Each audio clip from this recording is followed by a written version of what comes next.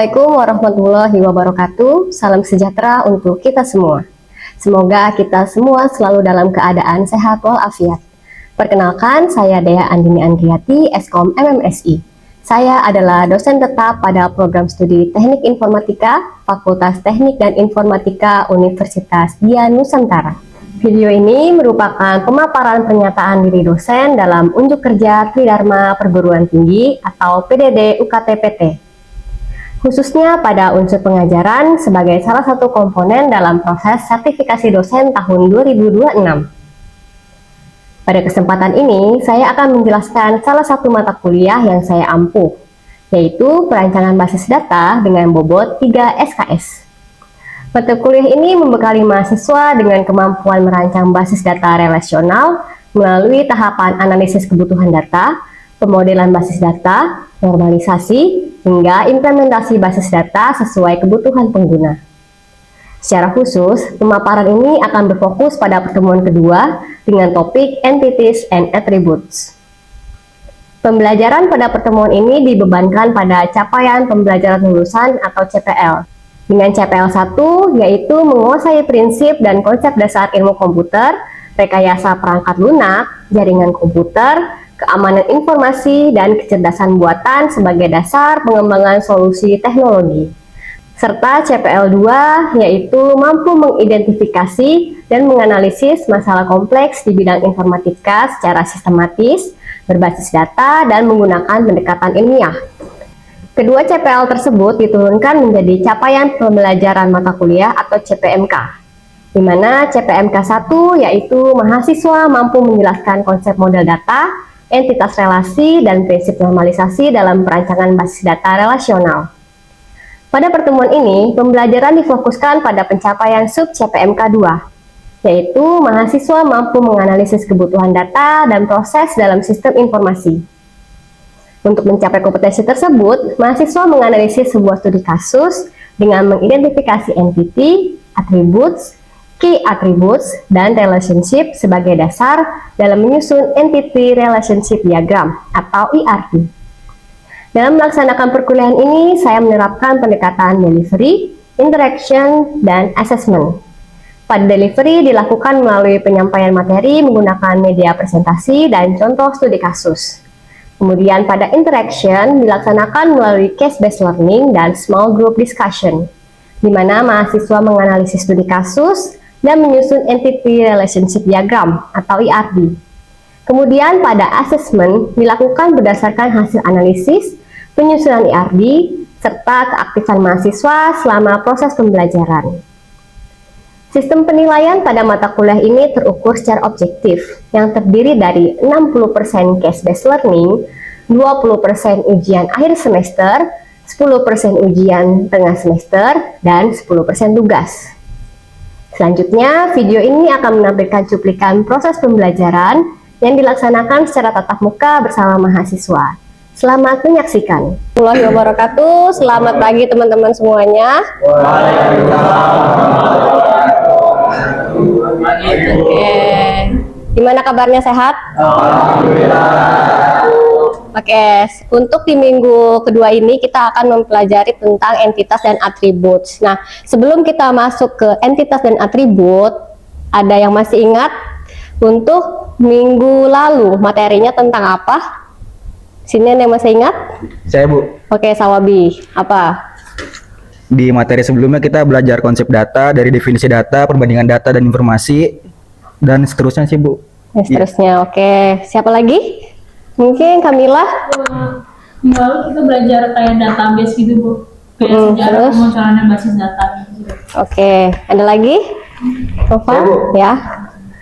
Di minggu lalu kita selain belajar sistem data dan database, kita juga ngebandingin antara data dan informasi itu seperti apa, kemudian kemunculan basis data itu dimulai dari mana, gitu aja, Bu. Oke, siap. Ya, jadi di minggu sebelumnya kita membahas tentang konsep data ya. Masih ingat teman-teman semuanya?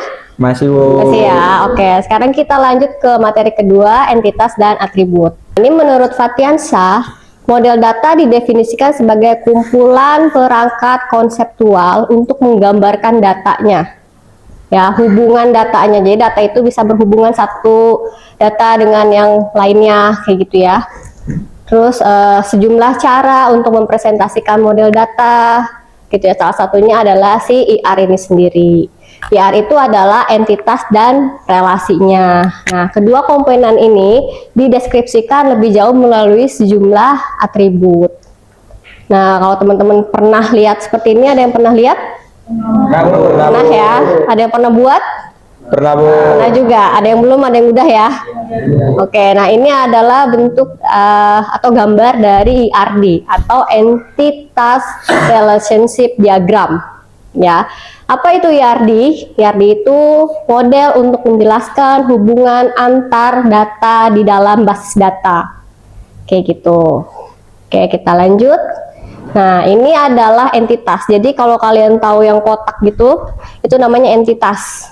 Gitu ya. Dia adalah objek yang dapat dibedakan dari yang lainnya. Nah, entitas, contohnya ada entitas orang. Entitas orang itu apa aja? Ada pegawai, mahasiswa, kemudian pasien, gitu ya. Kemudian ada entitas dari tempat. Dari tempat itu ada toko, kemudian gudang, kemudian provinsi, gitu ya. Lalu dari objek, biasanya ada mesin, gedung, mobil, gitu ya. Kemudian kejadian itu ada penjualan, kemudian registrasi. Lalu di konsep ada rekening dan kursus, kayak gitu. Kita lanjut. Nah, di sini entitas dan atribut. Nah, berarti ini namanya apa, teman-teman? Entitas atau atribut? Entitas. Nah, kalau atribut itu berarti kayak oval gitu ya, teman-teman ya. Nah, kayak gitu. Elip. Atribut itu fungsinya untuk memberikan deskripsi. Kayak kamu itu sebagai mahasiswa berarti ada deskripsinya. Deskripsinya punya NIM, punya nama, ya kan? Di situ punya alamat, punya nomor telepon, gitu kan? Kemudian kalau misalnya di bengkel deh, oh di mobil, kira-kira atributnya apa aja? Mobil, apa, Hai? Plat nomor, terus apa? Kenapa? Nama mobilnya, terus apa lagi? Mereknya, terus tahunnya, gitu kan ya, jenisnya seperti apa, gitu ya. Tuh, bukan bensin, bukan apa gitu ya. Tapi spesifikasi dari si mobilnya gitu ya, deskripsi yang menggambarkan mobilnya gitu ya. Nah, berarti yang mana yang entitas, yang mana yang atribut? Coba Zayan, mahasiswa selama mata kuliah entitas atau atribut? Entitas, Bu. Entitas. Atributnya yang mana? Atributnya yang nama itu, Bu. Apa aja? Ya, kayak nama, jenis kelamin. Apa atribut? Kalau yang mata kuliah? Kalau yang mata kuliah itu kayak apa? Kode mata kuliahnya, terus mata kuliah apa? Ya, oke. Terima kasih Zayat. Nah, kemudian ada single value atribut sama ada multi value atribut. Ada yang tahu? Single value itu cuma yang terdapat satu nilai yang berkaitan dengan atribut tersebut. Contohnya NIM, nama, jenis kelamin yang tadi ya. Dia cuma satu doang bergantungnya. Tapi kalau multi value atribut itu misalnya ada alamat dan nomor telepon. Nah, dia biasanya lebih dari satu nilai yang berkaitan dengan atributnya. Nah, di sini yang mana yang multi value? Alamat dan nomor telepon ya. Nah, apa komposit atribut? Nah, ini adalah atribut yang bisa dibagi lagi menjadi yang lebih simpel lagi ya. Nah, contohnya ada misalnya kamu punya nama. Nama itu kan pasti kamu ada nama depan, nama tengah gitu ya, nama belakang gitu ya. Atau bisa ada nama keluarganya. Kan ada ya yang punya nama keluarga ya di sini. Nah, itu merupakan bagian dari composite atribut. Kayak gitu. Nah, ini ya di sini bisa kita lihat. Sini ada nama, kemudian ada nama depan, lalu nama tengah dan nama belakang. Nah, ini merupakan dari si composite atribut. Seperti itu. Nah, kita masuk ke atribut kunci. Ada yang mau ditanyakan di sini atribut kunci? Oke, silakan Hana. Ibu izin bertanya, apakah atribut kunci itu boleh kosong? Udah, ada lagi? Udah. Oke, siap. Jadi atribut kunci itu dia tidak boleh kosong ya teman-teman ya. Karena yang namanya kunci, kalau misalnya kamu masuk nih ke dalam suatu ruangan, dikunci, terus kamu nggak bawa kuncinya, kamu bisa masuk nggak? Enggak kan? Kamu misalnya mau masuk ke ruangan, tapi kamu nggak tahu passwordnya, kamu bisa masuk nggak? Nggak bisa login kan? Nah, jadi yang namanya atribut kunci itu dia harus ada dan tidak boleh kosong, gitu ya teman-teman ya. Oke, nah jadi setiap entitas itu pasti memiliki atribut kunci. Jadi nggak ada entitas yang tidak mempunyai atribut kunci. Oke, ada lagi yang mau ditanyakan? Ya. Fahmi silakan. Apa yang membedakan atribut kunci dan atribut lainnya dengan di dalam IADI? Oke, sip. Terima kasih Fahmi. Oke, jadi apa sih yang membedakan kita menulis atribut yang biasa dengan atribut kunci ya? Apa yang membedakan? Ada yang tahu nggak teman-teman? Di sini yang membedakan apa? Nggak tahu? Oke. Salah. Oke. Nah yang tadi ya, yang pertanyaan Hana, jadi atribut kunci harus bersifat unik ya, dan tidak boleh kosong. Kemudian penggambaran atributnya ya, Fahmi ya. Jadi apa yang membedakan kita menulis atribut yang biasa dengan atribut misalnya yang kunci? Gimana kita bisa membedakannya? Membedakannya adalah dengan menambahkan hashtagnya ya pada nama atributnya, kayak gitu. Jadi kalau kita tahu nih, oh ini berarti atribut kunci. Oh ini berarti atribut kunci, berarti ada hashtagnya gitu ya. Atau biasanya primary key. Ada yang tahu primary key? Udah pernah dibahas sebelumnya? Udah ya, tahu ya. Berarti dia harus unik. Jangan ada yang sama gitu ya untuk primary key. Nah berarti di sini nih ya. Nih NIM adalah primary key atau atribut kuncinya ya dari si mahasiswa. Oke. Nah, kemudian ada relasi dalam IRD. Kamu tahu kan yang tadi itu sebelumnya kalau misalnya kamu lihat IRD itu ada yang atribut satu, entitas satu berhubungan dengan entitas yang lainnya. Nah, itu kan harus menggunakan relasi ya teman-teman ya. Relasinya itu digambarkan dalam bentuk seperti ini. Belah ketupat ya teman-teman. Sama kayak flowchart ya. Kayak gitu. Nah di sini mana kira-kira teman-teman yang menjadi atribut kunci di entitas pegawai? Ada yang tahu? Ada nggak sih di sini atribut kuncinya teman-teman? Tidak ada, Bu. Tidak ada. Yakin? Kalau nama kan pasti ada yang sama. Tanggal lahir ada yang sama nggak kira-kira? Ada kan? Terus apa? Nomor telepon ya. Nomor telepon nggak ada yang sama ya? Ya, jadi kita bisa menggunakan nomor telepon menjadi atribut kunci. Pinter semua nih. Oke.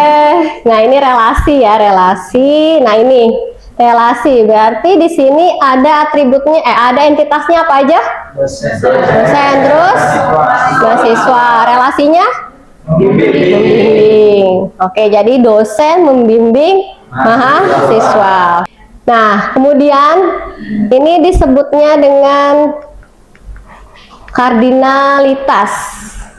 Kardinalitas ada one to many, many to one, many to many, kayak gitu teman-teman. Nah untuk one to one itu biasanya satu entitas berpasangan ke satu lagi, entitas A dengan B. Kemudian untuk one to many, biasanya entitas A berpasangan dengan banyak di entitas B, kayak gitu. Dan selanjutnya bisa kalian nalar lah ya, ini one to many, kayak gitu ya. Bisa. Nah ini contohnya adalah kardinalitas relasi satu-satu. Nah berarti di sini ada dosen dan prodi ya. Nah satu dosen itu hanya mengajar satu prodi. Nah, kalau ini kardinalitas relasi satu ke banyak. Satu ke banyak, misalnya dari dosen dia bisa mengajar banyak mahasiswa. Bener kan? One to many kan? Ya. Nih, misalnya Dewi Lestari, dia bisa mengajar Anissa dan Budi. Gitu ya. Nah, ini adalah simbolnya atau notasi dari kardinalitas. Ya, di sini ada one to many. Jadi teman-teman bisa pakai tulisan one to many, atau bisa pakai simbol ini. Gitu ya. Kalau teman-teman hafal, misalnya mau bikin IRD, mau pakai simbol ini boleh. Atau mau pakai yang seperti ini juga boleh. Ya. Untuk IRD ini, ada yang mau bantu saya untuk menjelaskan relasinya, kardinalitasnya, kemudian entitas dan atributnya. Saya, Bu. Apa? Oke, silakan Raye. Boleh. Boleh pakai ini juga boleh ditunjuk. Ada entitas pertama yaitu mahasiswa. Mahasiswa ini ada atributnya, yaitu yang pertama NIM, nama MHS, nama mahasiswa, alamat mahasiswa, dan jurusan. Nah, mahasiswa ini untuk relasinya itu mahasiswa banyaknya mahasiswa dapat mempelajari banyaknya mata kuliah. Nah, di sini di relasi mempelajari ini ada atributnya juga. Yang pertama itu atribut NIM, nilai, dan kode mata kuliah. Nah, mata kuliah, di entitas mata kuliah ada beberapa atribut. Yang pertama kode mata kuliah, nama mata kuliah, kode mata kuliah, dan semester. Nah, untuk banyaknya mata kuliah ini diajarkan dengan satu dosen. Nah, untuk satu dosen ini ada beberapa atribut, ada dua atribut. Yang pertama itu ada kode dosen dan nama dosen. Dan di relasi diajarkan itu ada beberapa atribut. Yang pertama itu kode dosen, ruang waktu, dan kode mata kuliah.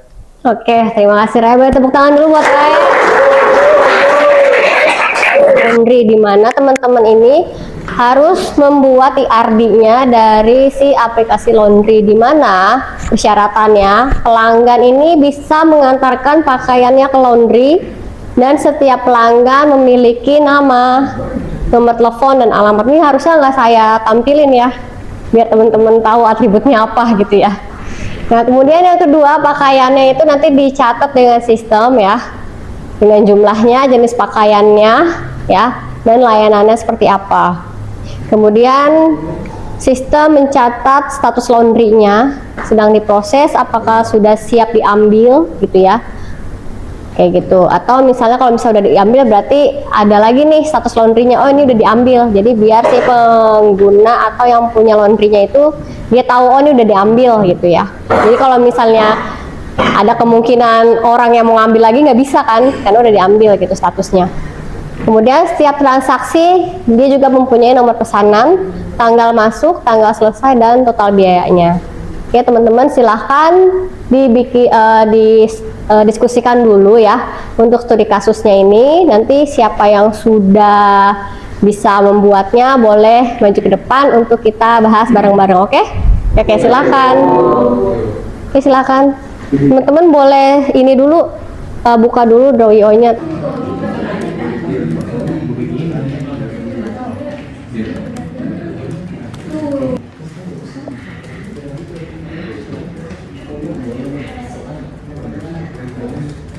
Diskusi gitu. Bapak. Boleh, coba silakan berdua. Yuk, maju.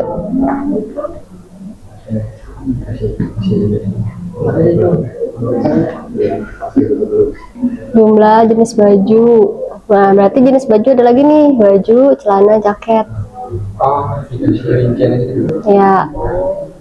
Terus layanan berarti ada cuci biasa, dry cleaning, setrika. Oke, apa tadi berarti? Ya benar kayak gini. Baju ini diganti status, atau bisa berarti ini status laundry ya? Oh, ini status pakaian apa? Itu benar status laundry, Bu. Iya kan, status laundry kan? Ya maksud saya ini bisa jadi begitu ya? Bisa. Dua itu Oh, berarti dari masukin ke sini aja nih. langsung pakaian jadi Ya, pasti ada tiga betul. doang. Berarti mempunyai kan? Pakaian siapa yang mempunyai? Pelanggan kan? Ya, berarti relasinya dari pelanggan ke pakaian apa? Dari contoh studi kasus 2 aplikasi laundry, saya Naufal sama Alpariji udah membuat IRD-nya. Sekarang waktunya ngejelasin. Koordinatnya sih belum. Kenapa? Koordinatnya sih belum, Bu. Nggak usah, udah ini aja dulu. Yang pertama dari pelanggan, entitas pelanggan mempunyai atribut nama, ID pelanggan, nomor telepon dan alamat yang memiliki atribut kunci ID pelanggan. Kemudian dari entitas pelanggan memiliki relasi ke transaksi, yaitu dengan relasi membuat. Jadi pelanggan membuat transaksi. Kemudian dari transaksi lanjut ke dari entitas transaksi lanjut ke pakaian, entitas pakaian, yaitu transaksi memiliki pakaian, yang artinya pelanggan membuat transaksi, membayar dahulu, kemudian baru mendapatkan pakaian.